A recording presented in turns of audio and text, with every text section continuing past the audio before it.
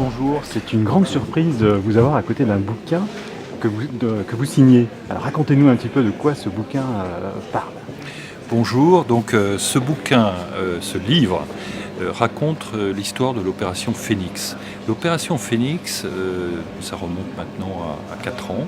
C'est une opération qu'on a mis en place avec le soutien du MEDEF et avec d'autres grandes entreprises et qui vise à recruter en fait des littéraires, des étudiants qui sortent de l'université et qui ont fait des formations soit en français, en philosophie, en sociologie, en histoire, en géographie, et finalement de les intégrer comme nos autres recrues qui viennent des grandes écoles de Sciences Po ou d'autres horizons. Voilà. Et aujourd'hui ça marche, vous avez des littéraires au sein des équipes de PricewaterhouseCoopers.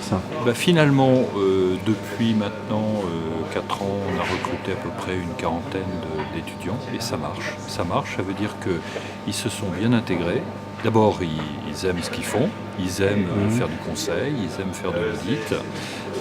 Ils ont été tout à fait acceptés par l'entreprise, donc ils s'intègrent bien. Ils apportent quoi à l'entreprise exactement? Quelle est la nouvelle dimension que peuvent revêtir les équipes, les projets avec des profils différents? D'abord, moi je crois beaucoup à la diversité, des profils. Et en fait, nous, ce qu'on cherche à rendre, c'est des services les plus innovants possibles à nos clients. Et finalement, le fait d'avoir cette vision différente de littéraire apporte beaucoup donc, dans l'émergence de cette innovation. Et puis, les étudiants qui sortent de l'université ont des qualités d'autonomie, une bonne qualité de synthèse, d'analyse et de synthèse. Et puis, ils n'ont peut-être pas appris à travailler en équipe, mais ils sont vraiment super motivés pour réussir, pour travailler. Et voilà, et ça ils découvrent un monde qu'ils ne connaissent pas.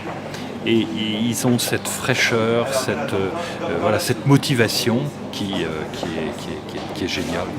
Une dernière question, un des thèmes transversaux de cette université, c'est l'audace. Donc vous en faites preuve en diversifiant les équipes.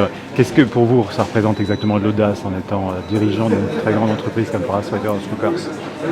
Je pense que dans un monde de concurrence, dans un monde de compétition, si vous ne faites pas preuve d'audace, si vous ne faites pas preuve de courage, d'innovation, qui demande quand même quelque part de prendre sur soi pour mettre en place des idées nouvelles, vous n'avancez pas, vous reculez et quelque part vous êtes voué à l'échec. Voilà. Donc l'audace de toute façon, c'est indispensable.